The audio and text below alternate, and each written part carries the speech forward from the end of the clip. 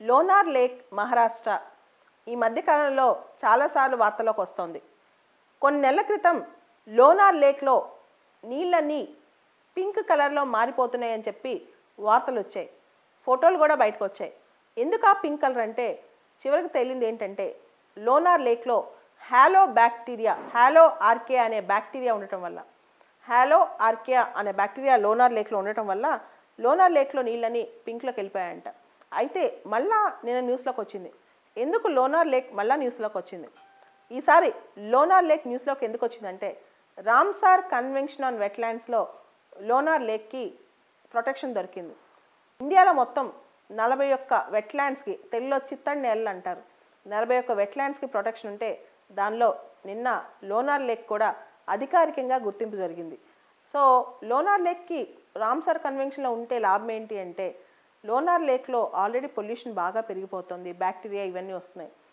స్పెషల్గా కొన్ని strict guidelines ఉంటాయన్నమాట. రామ్సార్ కన్వెన్షన్లో ఉన్న వెట్లాండ్స్ని ప్రొటెక్ట్ చేయడంలో గవర్నమెంట్ ప్రత్యేకమైన పరిరక్షణ చర్యలు తీసుకోవాలి. అంటే కొంతవరకు లోనార్ లేక్లో బ్యాక్టీరియా తగ్గే అవకాశం ఉందన్నమాట. సో ఇది గొప్ప విషయం అని చెప్పొచ్చు. లోనార్ లేక్ చాలా గొప్ప లేక్ అని చెప్పొచ్చు. ఇండియాలో ఒక ఓన్లీ క్రేటర్ లేక్ అంటే నాసా వాళ్ళ ప్రకారం 35,000 సంవత్సరాల నుంచి 50,000 సంవత్సరాల మధ్యలో ఒక మిటిరాయిట్ వచ్చి భూమిని ఢీకొన్నప్పుడు, మహారాష్ట్రలో ఉన్న భూమిని ఢీకొన్నప్పుడు, బసాల్ట్ రాక్స్లో ఢీకొన్నప్పుడు ఒక పెద్ద గొంతు ఏర్పడింది. ఆ గొంతే ఇప్పుడు ఆ లోనార్ లేక్ అనమాట. అందుకనే ఇండియాలో ఉన్న ఒకే ఒక crater lake lunar crater lake అంటాం. సో ఇది గొప్ప విషయం. ఈ లోనార్ క్రేటర్ లేక్ ఇంకొక అద్భుతమైన విషయం ఏంటంటే ఇది చాలా గొప్ప టూరిస్ట్ డెస్టినేషన్. దాంతోపాటు మంచి బయోడైవర్సిటీ ప్లేస్ కూడా అనమాట. అంటే జీవ వైవిధ్యం చాలా ఉంది. రకరకాల మ్యామల్స్ కానీ బర్డ్స్ కానీ ఇక్కడ లోనార్ లేక్లో ఉంటాయి.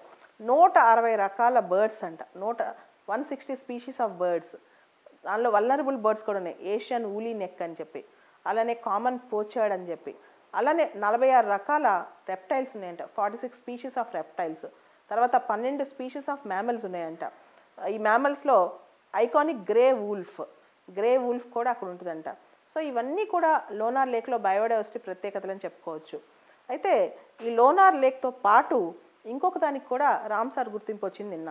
సుర్ సరోవర్, ఒక పక్షుల్ని ప్రొటెక్ట్ చేసే వెట్లాండ్ సుర్ సరోవర్, ఆగ్రాలో ఉన్న సుర్ సరోవర్ కూడా వచ్చింది. లోనార్ లేక్ గొప్పతనం ఏంటంటే లోనార్ లేక్ దగ్గరే లోనార్ శాంక్చురీ ఉంది. ఈ ప్రాంతం మేల్గా టైగర్ రిజర్వ్ ప్రాంతంలో కూడా ఉంది. సో లోనార్ లేక్ కన్జర్వేషన్ అనేది కేవలం లోనార్ లేక్ ప్రొటెక్షన్కే కాదు, ఈ టైగర్ రిజర్వ్ ప్రొటెక్షన్కి, బర్డ్ శాంక్చురీకి, వీటన్నిటి కూడా ఉపయోగపడుతుంది.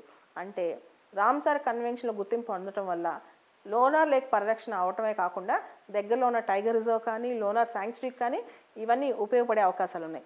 మహారాష్ట్రలో ఈ సంవత్సరం మొదట్లోనే నందూర్ మదమేశ్వర్ అనే వెట్లాండ్కి రామ్సార్ గుర్తింపు వచ్చింది. నందూర్ మదమేశ్వర్ అనే వెట్లాండ్కి. సో అది కూడా మహారాష్ట్రలో. అంటే ఈ సంవత్సరం మహారాష్ట్రకి డబుల్ బొనాంజా అని చెప్పొచ్చు. ఇది ప్రపంచంలోనే బిగ్గెస్ట్ బసాల్టిక్ ఇంపాక్టెడ్ క్రేటర్ అంట. అంటే ఒక బసాల్ట్ రాక్ ద్వారా ఫామ్ అయిన క్రేటర్ ఉంటుంది కదా, ప్రపంచంలోనే అతిపెద్ద క్రేటర్ అని చెప్తున్నారు. ఇది కూడా గొప్ప విషయం. తర్వాత దీనిలో సెలైన్ వాటర్ సెలైన్లో ఉంటాయి, ఆల్కలైన్లో ఉంటాయి. కాబట్టి దీన్ని సోడా లేక్ అని కూడా అంటారు. రామ్సార్ కన్వెన్షన్లో మాంట్రెక్స్ రికార్డ్ అనే ఒక కాన్సెప్ట్ కూడా ఉంది. దీని మీద ప్రిలిమ్స్లో క్వశ్చన్ వచ్చింది. మాంట్రెక్స్ రికార్డ్ అనేది ఒక రిజిస్టర్. టెక్నాలజీ పెరగడం ద్వారా, ఇండస్ట్రీస్ పెరగడం ద్వారా, మానవ చర్యల ద్వారా ఏవైతే వెట్లాండ్స్ పాడవుతున్నాయో భయంకరంగా, వాటిని ప్రత్యేకంగా ఈ రిజిస్టర్లో ఎక్కిస్తారు. భారతదేశంలో మణిపూర్లో ఉన్న లోక్తాక్ లేక్, కెలీడియో రాజస్థాన్, ఈ రెండు కూడా మాంట్రెక్స్ రికార్డులో ఉన్నాయి. మాంట్రెక్స్ రికార్డులో ఉంటే ప్రత్యేకమైన స్ట్రిక్ట్ ప్రోటోకాల్స్ ఫాలో అవ్వాలన్నమాట. అయితే ఇండియాలో ఉన్న వెట్లాండ్స్ అని రామ్సార్లో ఉండవు, ప్రపంచంలో ఉన్న వెట్లాండ్స్ అని రామ్సార్లో ఉండవు. రామ్సార్ రికార్డులో ఎక్కాలంటే కొంత క్రైటీరియా ఉంటుంది, 9 రకాల క్రైటీరియా ఉంటుంది.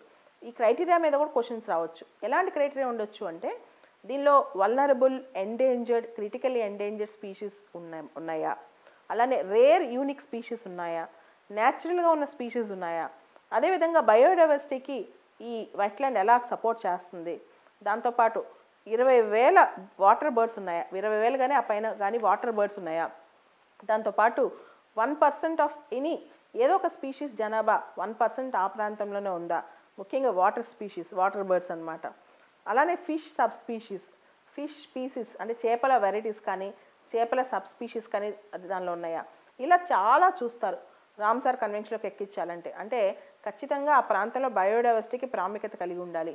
చేపలు కానీ, మొక్కలు కానీ, ఇతర జీవాలు కానీ యూనిక్గా ఉండాలి. ప్రొటెక్షన్కి అది చాలా ఇంపార్టెంట్ అయి ఉండాలి. అప్పుడే దాన్ని రామ్సార్ సైట్లోకి ఎక్కిస్తారు. ఇండియాలో రామ్సార్ లిస్టులో 41 ఉన్నాయి. ఆ 41 ఏంటో ఒకసారి చూసుకోవాలి. దాంతోపాటు మాంట్రిక్స్ రికార్డ్ అంటే ఏంటో చూసుకోవాలి.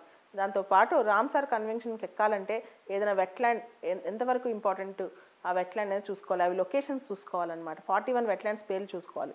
వెట్లాండ్ అంటే చిత్తడి నేలలు. చిత్తడి నేలలు ఉంటేనే అక్కడ బయోడైవర్సిటీ ఉంటుంది. అక్కడ వృక్ష సంపద కూడా చాలా ఎక్కువ ఉంటుంది. అక్కడ మెడిసినల్ ప్లాంట్స్ కూడా ఉంటాయి. చిత్తడి నేలలో రకరకాల ఉపయోగాలు ఉంటాయి అన్నమాట. అయితే ఇండియాలో వెట్లాండ్ కన్జర్వేషన్ రూల్స్ కూడా వచ్చాయి. 2017లో వెట్లాండ్ కన్జర్వేషన్ రూల్స్ కూడా వచ్చాయి. ఈ రూల్స్ కూడా చూసుకుంటే బాగుంటుంది. స్టేట్స్ చేతిలోకి చాలా పెత్తనం వెళ్ళిపోయింది అని చెప్పి చాలామంది ఎన్విరాన్మెంటల్ యాక్టివిస్టులు అంటున్నారు. వెట్లాండ్ రూల్స్ వచ్చిన తర్వాత స్టేట్ గవర్నమెంట్స్ చేతిలో చాలా వెట్లాండ్స్ రియల్ ఎస్టేట్కి ఇచ్చేస్తున్నారని చెప్పి ఒక అపవాదు కూడా ఉంది. వీటి మీద కూడా ఒక ఎస్సే రాసి పెట్టుకుంటే మంచిది.